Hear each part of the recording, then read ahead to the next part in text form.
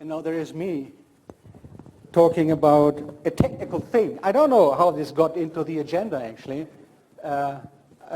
Nobody asked me really. I sent a real title, and that's the one. I'm going to talk about our work, obviously, in the framework of now the Human Brain Project, previously Facets and Brain Scales. You may know that we are trying to construct a large-scale, and use actually a large-scale mixed signal system. And as I did the previous 2 years, I will inform you about progress, results, new results, and also a little bit about plans, because now we have this longer perspective for the Human Brain Project, which is quite interesting because it gets us to 2023, and there are quite a few things you can do on that time scale. Now, for our system, we have what we call rationales. This is what we decided at the beginning. And the rationale for our systems are, first of all, it's a physical model system. So it's not doing symbolic computation, at least not in the cells, the neurons and the synapses, but it's really a model of moving charges, like the real biological cells. Of course, these are electrons and not ions, but still it's a model that really models the physics of the cell. So it's what we call a mixed signal system, and in a way it's a bit like the real brain, so it does local analog computation in the neurons and the synapses, but the communication is binary, so it's either on or off action potentials. It's asynchronous, of course, and it's continuous time, which is very important. Time is just a freely running variable. It's not controlled by any clock, not in the cells and not in the network. So it just develops according to the physics that's implemented. The idea that the architecture is, the system is driven by architecture, not by devices. For the time being, we are not interested in using fancy devices, but using well-established cheap devices. That is 180 nanometer CMOS. Another feature is a very high neuron input count, exceeding 10,000 synaptic inputs, which, for example, for HTM applications is important. Configurability is a key, cell parameters and connections, so that I would claim that this is kind of a universal machine, of course, with the constraints that you get from the models. Scalability, we want to go from chips to wafers. We actually implemented wafer scale. I'll make some comments later. And then to systems. And the numbers behind 10 to the 9 there, that really refers to synapses, because I don't believe that implementing many neurons really gets you anywhere. The real art is to connect them in a controlled way. Everybody can make many neurons, but if you want to connect them with thousands of inputs, that's the real challenge. Then there's a special feature, which is acceleration. So this system runs 10,000 times faster than biology, and this is a consistent set of time constants. I mean, there are many time constants in the system. It's not only the membrane time constant, but there is postsynaptic time constants, there is STDP time constant, short-term plasticity, depression and facilitation. All these things have characteristic time constant, and you better make sure that if you scale them, that they all receive the same factor. I think we did this reasonably well, and we can now compress 1 day into 10 seconds, which is an important thing if you want to study time-dependent processes. Plasticity is their upgradability with unchanged system architecture is extremely important, because it took us 10 years to build this, the architecture, the hardware architecture, and I don't want to start this again, at least not so soon. Hybrid operation for closed loop experiments with conventional computers, simulated environments, data input, data analysis is another aspect, and non-expert user access, so everybody should be able to use this. The objective are to exploit both the configurability and the acceleration to do a rapid exploration of large parameter spaces, because we don't know what good networks are, but you have all these parameters, you can verify them, and you will get very, very fast response. To cover short and long timescales of circuit dynamic in one experiment, sub-millisecond bioscale plasticity up to months or years of development, and perform computing in the presence of noise, spatial and temporal noise. We heard this in many talks, like in the last, for example. This is the chip. If we start from an individual chip, is the classical architecture. You have 2 synaptic areas, and in the middle, the neurons. So from the left, there is an input signal coming as an example here. There is a synapse selected somewhere in the middle. There is a synapse driver, which does all the shaping of the postsynaptic pulse, the postsynaptic potential, which is then integrated in the neuron. And the parameters which are on this slide I have described already before. This is a computer drawing of what it means to build a system like that. I mean, it's easy to make a chip. It's maybe even easy to make a wafer.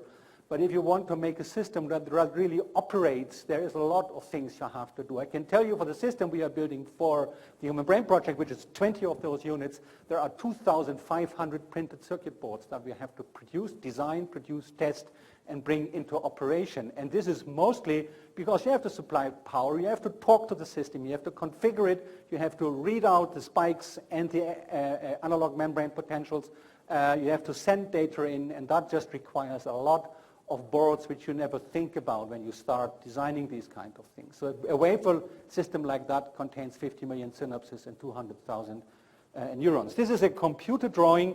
This is by now a reality. This is what the thing looks like. This is what we have in our lab. This is really the latest status. We have a two-wafer pre-prototype system which is now in 24/7 operation, so it's really used all the time.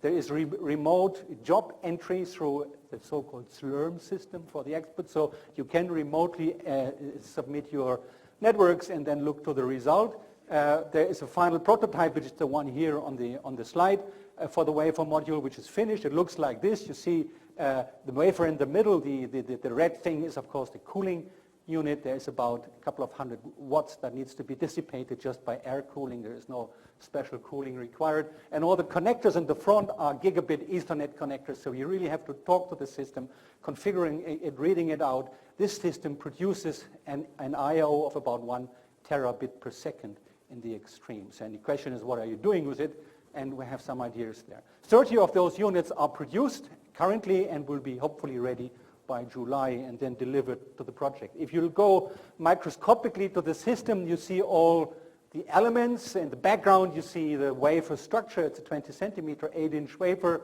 There are the chips, so-called high-count chips, high input count, neural network chips. At the bottom is a design drawing of a neuron. That's an ADEX neuron. It has a hell of a lot of parameters that you can set, biological parameters, but also lots of electronics parameters like bias currents and things like that. About 21 per neuron. The parameters are stored for the time being still in analog floating gates. We are not so happy about that. For the current system, we are still using analog floating gates. A synapse is a relatively large object in this technology, in particular because it contains a lot of features like short-term and long-term plasticity, the 4-bit SRAM weight, so it's 10 by 10 micrometer, and there are 50 million of those on the wafer. Now, this is a system that is very configurable. I think I made that clear. These are the parameters you can set, and if you read through the list, you see there are biological parameters like reversal potentials, conductances, thresholds, but also a lot of electronics. All overall, in the wafer, there are about 40, that's the configuration space, 40 megabytes of data for one wafer unit. And that's, of course, totally dominated by connectivity. So it's the crossbar switches that connect the neurons to each other. It's the weights of the synapses. So that forms about 90%. The remaining 10% is the floating gate information, which sets up the neurons the way you want it. Somebody yesterday, I think it was Gary Marcus, and this is why I put it on the slide here, talked about the FPGA metaphor. Now, basically, this is an FPGA. Of course, it's not a digital FPGA. It's a neural FPGA. I call it sometimes a sea of cells. Okay, so what we have here is a sea of neurons and synapses with certain constraints, which we took from biology and which we think are reasonably well chosen, but you are free to connect them the way you want it. So you have to do the same workflow as you do in using an FPGA, although this is a neural system. So you first describe your network. You have to get that from somewhere, from biology, from theory, whatever. You can do whatever you like, but you have to describe your network. And we invented by now almost 8 years ago this Pine language, which is used by many people in the world now. And then there are steps you also do with FPGAs. You have to map your network to the technology, which is the wave technology, and you have to place and route. Then you have to, of course, load it to the neuromorphic substrate and it runs, but it's very, very important, as those who use FPGAs know, that you can simulate and verify what you do. And you need a software model of your hardware, and we have also developed that. For the Human Brain Project, this is the system which is now under construction in our lab in Heidelberg. These are 20 of those units which I have just shown you. It can be remotely accessed through the Human Brain Project portal, which is a website, and this is already up and running, although most current users still use the local website, which we have, or the Slurm job entry. There is a conventional computer in the middle, which is a very low latency, very high bandwidth local cluster, and that of course is used for configuration analysis, but in particular also for closed loop experiments, and I will show you a few in one of my next slides. There is a whole workflow set up, and that was probably almost as much work as building the hardware. So there are the users, and as I said, we developed the Pine language. There is a special version for this machine that we built. There is the place and route. There is what we call the ESS, the executable system specification, which is a software model of the hardware, so you can try things on the software, and of course it's also used to produce the future upgrades of the system. This can run on remote machines like a supercomputer, which you may have to your availability somewhere. Then of course you load either the simulated code or directly the mapped code to the neuromorphic system through the host PCs that you have just seen. So this is all up and running. There are now quite a few applications and results that we have published. Some of them I discussed last year. There are new things coming up. I marked those in red that I haven't shown last year. So we start now to do closed loop hybrid control systems where we have the neuromorphic network wafer, which is then talking to a conventional computer which simulates an environment and also a sensor and an actor, so that you can really have sensory motor closed loop systems. I will show a very, very early result from that. We do a lot of work now on stochastic computing because we found that this is really an exciting thing you can do with this system. We showed that you can have produce decorrelated noise through inhibitory feedback. That is a very important thing because if you want noise on the system, which electronics doesn't give you, you need good noise sources. We have linear feedback shift registers, but they are very local. The best thing is to use the network itself, of course. And so we have studied a lot the decorrelation through inhibitory feedback. We do stochastic inference through neural sampling, work we did together with the group in Graz, Wolfgang Master's group, and Bayesian networks as Boltzmann machines of leaky integrated fire neurons really on that system. I show you a somewhat unusual plot here. This is a histogram of thesis projects that we did in our lab actually. And I found that quite impressive because you see it's rising, first of all, and it's also interesting to see that there is in the PhD thesis, there is some kind of a two-peak structure that is evolving. There has been the phase of design and assembly and building the things, thinking of all the fundamental things, doing simulations. Then there was kind of a dead period when there was only commissioning and we only had work for some bachelor and master students. And now PhD theses are coming up. Also the users from on the bachelor master level are now using the system, and there are lots and lots of students who now work with this system and they play around with it and produce a lot of really cool things. So last year we had more than 10 projects. They are all available on our website if you want to see the results, and this year I'm confident this peak will be even higher. So there is already a huge group of users. They are internal, most of them, or these are really internal users, but still, of course, they are our guinea pig students are very good for that. Okay? So let me show you some results. This is one I showed last year already, but I want to discuss it under a different aspect here, which is, this is a reversed engineered circuit. It's an olfactory system of insects. It's a work which was done together with an external user, Michael Schmucker from Berlin. He's now at Sussex. And he had this network which he implemented actually not on the wafer, but on the single chip system, on an older single chip system. But it doesn't really matter. It uses all the tools. And so he has this circuit which is nothing spectacular really. It receives inputs from so-called receptor neurons, which, for example, code different chemicals like the sensors which Paul has just shown us. Then there is a decorrelation unit which has so-called projection neurons and lateral inhibition neurons.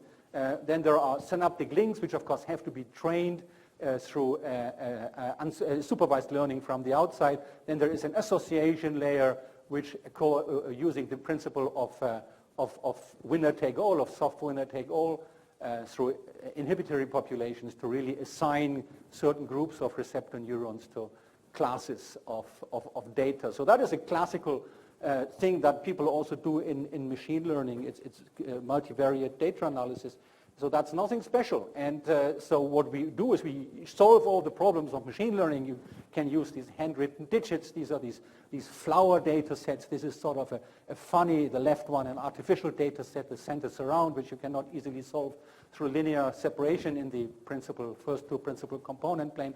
The little crosses there represent the place where we put our receptor neurons, which then do rate coding according to the strengths of the data there. So all these problems can be solved. They can also be solved by machine learning. And what we find is it basically works as good as the standard machine learning algorithms, or the good ones. For example, here comparing the classification performance to software. It's a Bayesian classifier in software with 5-fold cross-validation. And this is our chip. And you see they are kind of similar. This is the time development of the success rate, and the highest success rate is there on the right. Hardware is a bit worse, but I think it's not really significant. So what's so interesting? I mean, why do we spend 10 years and millions of euros to do what you can easily do on your laptop? Well, I mean, there are some aspects which are important here, and one, of course, is sort of the straightforward thing. You can ask, how much do you pay for it?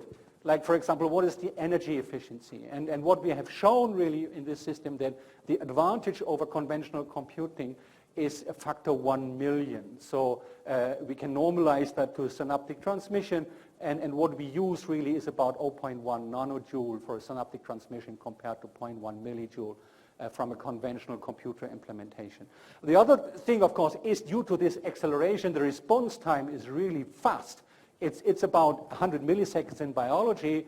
On simulations, maybe a bit faster, but on the system we get about 10 microseconds. So you get very, very fast response for very, very low energy costs. And there may be some interesting applications for that. But there are also other things which I want to shortly discuss here, because noise was an issue in the last talk, and also yesterday noise, anomalies, and faults. I mean, when people talk about noise, they often don't really specify what they mean by that. And we try to really distinguish between, this is a very complicated slide, I'm not going into details, but basically, first of all, you have to distinguish between temporal and spatial noise. I mean, there's fixed pattern noise. This is just imprinted by the chip manufacturer. And then there's temporal noise, which is things that change with time. There's thermal noise, shot noise.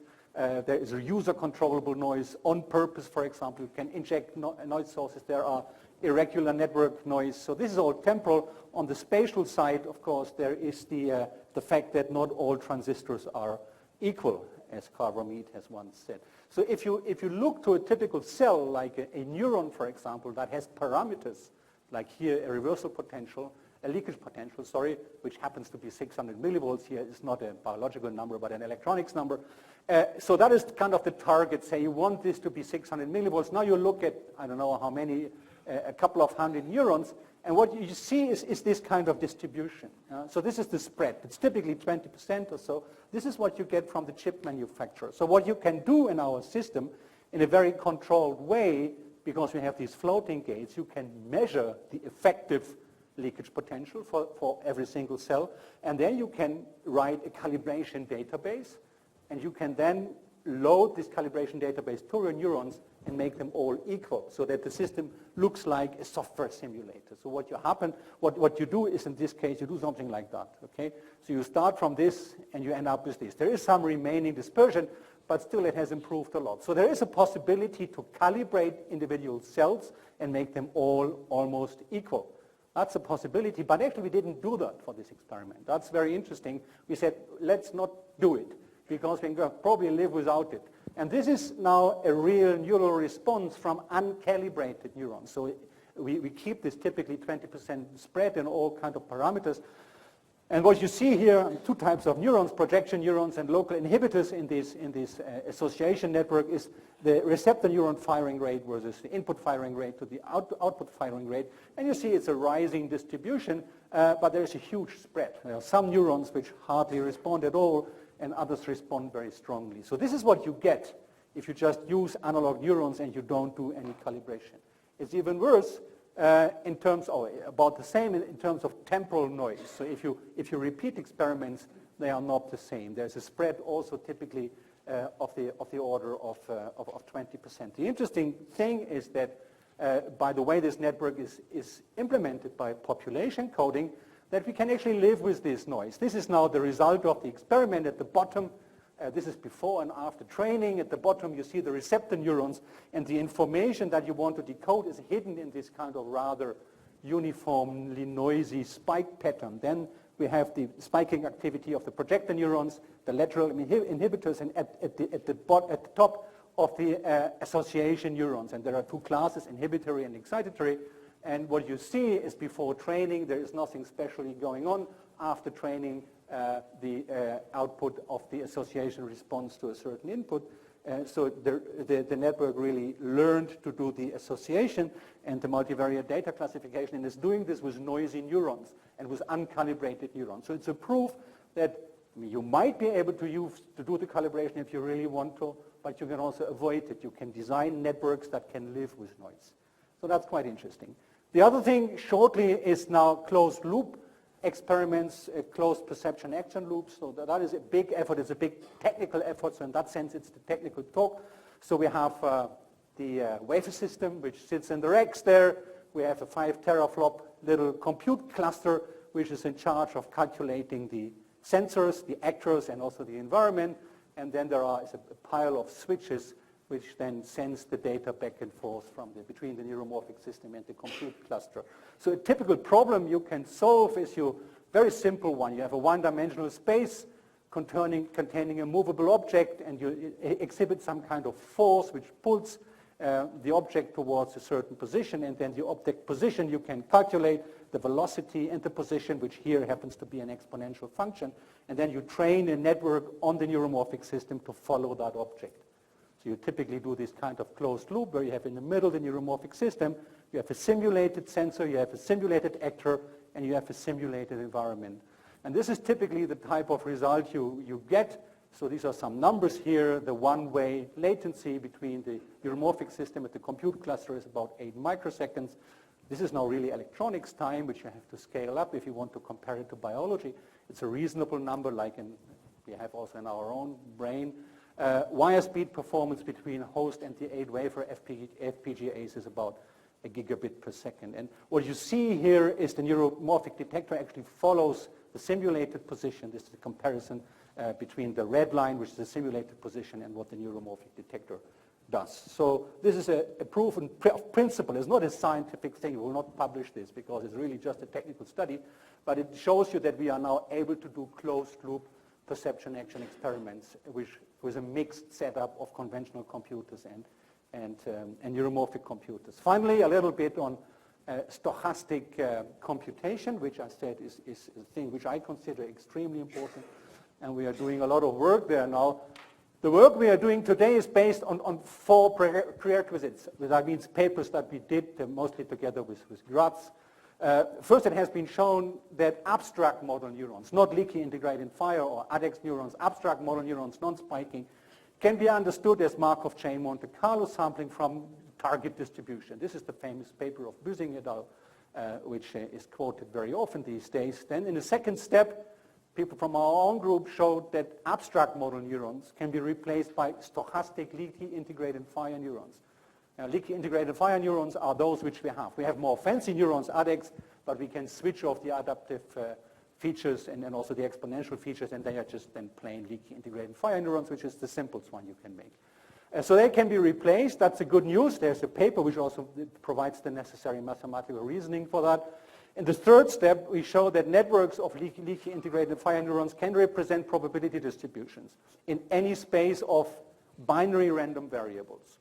So what we claim is this: with leaky integrated fire neurons, we can code binary random variables. How can you do that? I will show you. And then perform stochastic inference in this space. This is a recent paper which just came out a week ago. And we also show that the underlying graphical models, for example, Bayesian networks, can be transferred to Boltzmann machines, which then run on this system. And this is ideally suited for energy, time efficient, and also resilient implementation on neuromorphic systems. I think that is one of the coolest application for the future. So how can we code binary random variables? Very shortly, stochastic inference with deterministic neurons. I mean, these neurons are by definition deterministic. A leaky integrated fire, if you feed it with a current, you can calculate the time it takes until it fires.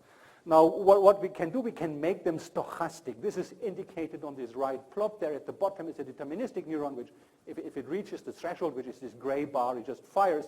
And the top one has a soft threshold. There's an activation function which is not sharp. How can you do that? Well, for example, by sending noise into this neuron, which could be a dedicated noise generator, but it can also be the underlying network activity, like, for example, by these inhibitory feedback networks. Then what we do is we say the state of the binary random variable is defined through the refractory period. So what you see here is a 4 random variables, binary random variables, Z1 to Z4, and these are 4 neurons, and then what we say is we interpret the spike patterns as samples of a binary random variable. So the variable K, either 1, 2, or 4, 1, 2, 3, or 4 in this example, is active for the duration of the refractory period after a spike has been received. So the black bar is the timing position of a spike, and we say from then on the binary variable is 1. At some point the refractory period is over, and then the neuron starts to integrate again. So this is how we distinguish between zeros and 1. These are binary variables, and the 2 dark lines show examples for 0, 1, 1, 0 and 1, 1, 0, 1. Okay? So this is also described in the paper. There's a whole mathematical framework for that. And what we did in another recent paper then is we formulate an inference problem as a Bayesian network and translate it to the Boltzmann machines. So the problem that we analyzed is just one almost random example. It's the so-called Knill-Kerstin illusion, which you may have heard about.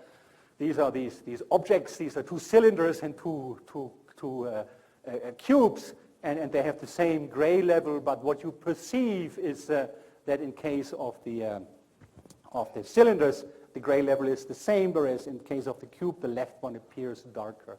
This can be relatively easy to describe by a Bayesian network where you have 2 latent or hidden random variables, which is the relative reflectance and the 3D shape, and these are binary variables because it's either a step or even either a box or a cylinder, and then there are the observed variables with the shading and the contour. And so we have shown in this paper that you can implement this as a Boltzmann machine, and we have even shown that you can do that with any graphical model, not only with a Bayesian inference model. So what I want to show you here, and that's the hardware aspect, is that in this original paper by Büsing, Bill, Nessler, and Mast, the Graz people, I mean, they use, it's very important, you can show that, is what is the effective interneuron coupling in the network. In the paper of Büsing et al., the interneuron coupling is through postsynaptic potentials, of course, but they use rectangular postsynaptic potentials. And that is, of course, it's a typical theory approach, I would say, but it's because we have biological synapses, we made a big effort to make the postsynaptic potential biologically realistic and not theoretically realistic. Okay? So what we have are these shapes like the blue one, which is an alpha shape, or the green one, which is an exponential decay. So we can switch these time constants, but we cannot make rectangular postsynaptic potentials, which Mast and others tell us we have to do in order to make the convergence to the target distribution as fast as possible. So what we did a lot of work and found out that we can actually have little subnetworks which very much in the spirit of a Sinfire chain effectively make rectangular postsynaptic potential. This is this little, this black line there with all the dips. So you can approximate this kind of rectangular postsynaptic potential. And on the right side, what you see is the convergence time towards the unconstrained equilibrium distribution compared to the target distribution. The difference is measured as a Kullberg-Leibler divergence. And you see the different lines there, and what you see, the red line is the one which converges really basically to 0 very rapidly, and our black thing is also not so bad. So what I claim is you can do this with biological neurons, by biological synapses, by forming little subnetworks. You can do very effectively neural sampling with leaky integrated fire neurons. The interesting thing is that all the times here are measured in biological time scales. So these are milliseconds, really biological milliseconds. If you have a large sampling network, you run that on a conventional computer, that will be a lot slower. So convergence will be a lot slower. On the emulation, of course, it will be very, very fast. So if you really want to do stochastic inference, these accelerated systems are very powerful systems. So these are some examples of work we did in the last year. What's next? I have a few slides on what we want to do next very shortly. This is our current chip architecture. We have more than 10,000 inputs. How are we doing this? Well, you as a user choose how many synaptic inputs you want for a neuron. And you do that by using these sub-elements, which we call DENMEM, for membrane circuits, dendritic membrane circuits, and they each have 256 inputs. And then we have switches between those units, and by switching these things together, you can sacrifice neurons, but as a result have a big neuron which have, I don't know, 60,000 inputs or something. It's your decision to do this. So there are these switches, and it means that if you have these switches, it's very easy to change this neuron into something which is a multi-compartment neuron. All you have to do is to replace the switches by resistors, by programmable resistors. So you have the same circuit there, and you see these little resistors connecting the DENMEM circuits. And by that, you really can make sort of just a linear dendrite, a passive compartment concept size, and this is a PhD thesis of Sebastian Müllner. You can make linear dendrites where just the signal dispersion can be observed. And you can also, as you see on the right part of the circuit diagram, you can also do passive branching. So that is a very, very easy way to implement multi-compartment structures, which Jeff Hawkins, as we heard, really wants to see.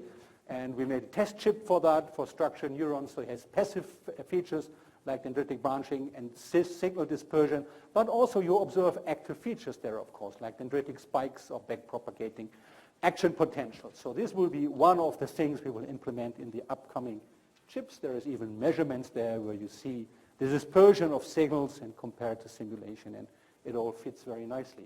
This is one of the upgrades. The other one is probably more important, and we really mostly work on that one here. It's about plasticity. There is STDP, like everybody has STDP, and nobody really knows what to do with it. Well, we did some applications. I showed this last year. But of course, there are now many, many more interesting plasticity models coming up, like three-factor STDP, like gated STDP, like external reward system, like rewiring, for example, like neuronal plasticity. People want all sort of things. And so after a long discussion, and this happened in another project we had, which was the BrainyNet project, we decided to do something which is a little revolution for a mixed signal system.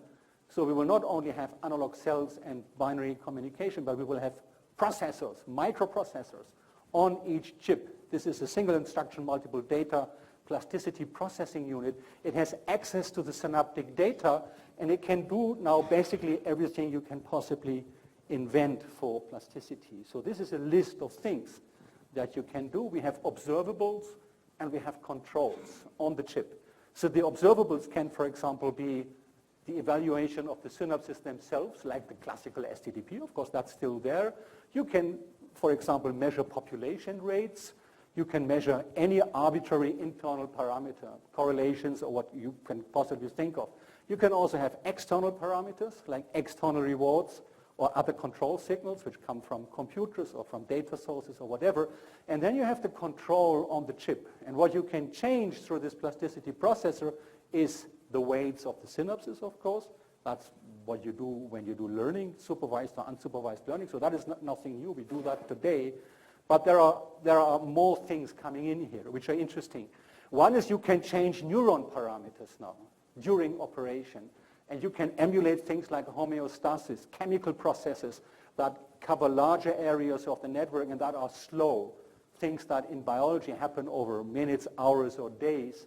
You can have easily access, of course, through this plasticity process. You can have stimulus generators based on the activity on the chip. And finally, and this is again for Jeff Hawkins, who is not here anymore, is not only for him. I mean, many people ask for that, is you can change during operation, you can change the connectivity. You can do rewiring. Of course, you have to know the rules. I mean, the rules have to be implemented as code and on this plasticity processor, but you can do rewiring on the fly. And the essential thing is that you have access to any time scale. That's very, very important. So the smallest time scales we could think of are, this is sub-millisecond bio time. This is where the precision of STDP, for example, sets in. We couldn't think of anything that would be faster. This would be about 10 nanoseconds for us. But of course, slower things are easier. And you can run this over a long time. If you run, for example, for 1,000 hours or so, this would correspond to a year of learning and development. So you really have, in one experiment, access to all these processes that you may invent. It's not us to invent them. They have to come from neuroscience or from theorists, but it gives you a lot of freedom to reconfigure the system on the fly, and not only before the experiment. Homeostasis is one of our hobbies now, my hobbies. This animal is not only what we get for dinner tonight, but it's also, it has interesting features. It has this stromatogastric system, which consists of, I don't know, 15 neurons or something like that. And Eve Marder did very interesting simulations. She has shown that she has simulated hundreds of thousands of, or even millions of networks, and she found a lot of what she calls degenerate solutions. Okay? So that means what she finds is this variability of neuron parameters. But the variability is not just random. Of course, it has to be properly aligned. And this is a homeostatic process, and this kind of homeostatic process would also be accessible on a system like that. The good news is that we have a chip now already on our table. It hasn't been tested, other than that there is no short circuit. That's all I know for the time being. Well, we'll start basically next week. So this is the test chip. It's not a big chip, but it has all the essential features for the next generation. This is a computer drawing. The right thing is a real dye photo. It's a 65 nanometer now. We moved to 65 nanometer.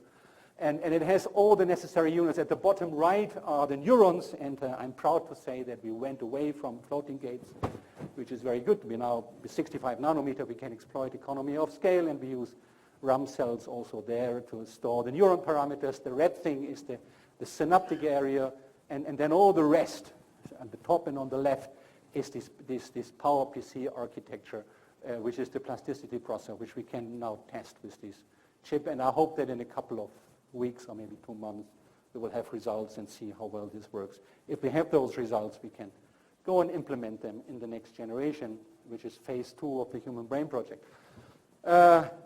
Once again, timescales is the most important thing for our system. I think there is the acceleration, and we know that simulations are slow. Even point neuron simulations of supercomputers with NEST, for example, runs a factor, Marcus Diesmann told me, 1,500 slower than biology. So if you want to simulate a day, you have to wait 1,000 days for the result, which is a lot of time. And so you have the other way here, of course, there is the compression, and we really have access from causality detection to long time scales, synaptic plasticity, learning development, possibly even evolutionary time scales by compressing by this factor 10,000. So we can cover many orders of magnitude in temporal development. This is all I want to say. This is the people I have the pleasure to thank. On the right is our funding agency. This is their logo. It's the Future Emerging Technology Department of the European Commission. On the upper left is the Brain Scales Consortium, which was a small group. A bigger group, although it's only a subsection, is the Human Brain Project. This has been the annual meeting of the Human Brain Project in Heidelberg, and these are my own people with some key people there. Johannes Schemmel, who is the head of the chip design. Mihai Petrovici is our head theorist now. He really works on this stochastic computing. Andreas Grübel for system integration, and some of you may know Björn Kindler, who is running the whole show with the European Commission, makes sure that we do all our proper reporting. That's all I have to say. Thank you very much.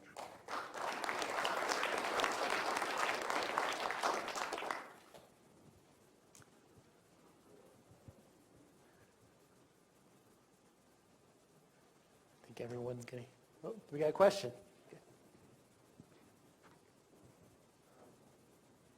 Very quick question. The first time I heard about rewiring, how do you do rewiring in hardware? Well, I mean, you just switch on or switch off crossbar switches, which establish the connections between neurons. Of course, you have to make sure that those switches are available and that not at the same time you kill an essential connection which is already in use.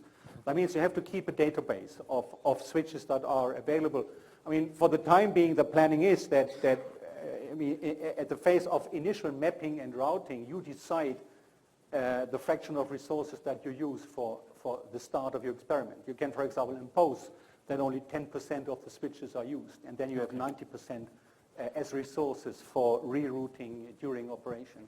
But it's up to you to plan these experiments. But it's a good question. You have to keep a database of available routes on the chip. Okay, thanks. So near one of your last slides, you mentioned that you had just got a chip built. Did you say that it has PowerPC architecture as the onboard CPU? So I was just curious as to why you didn't use an ARM, since ARM's popular for well, I mean, one of the reasons was, I mean, probably the main reason was that we had this architecture available in our lab. It was used for another purpose. You know that I have a past in particle physics. We did a lot of development for CERN, and this was a chip architecture that we actually had. It was relatively easy to implement. Okay, let's thank Karlheintz.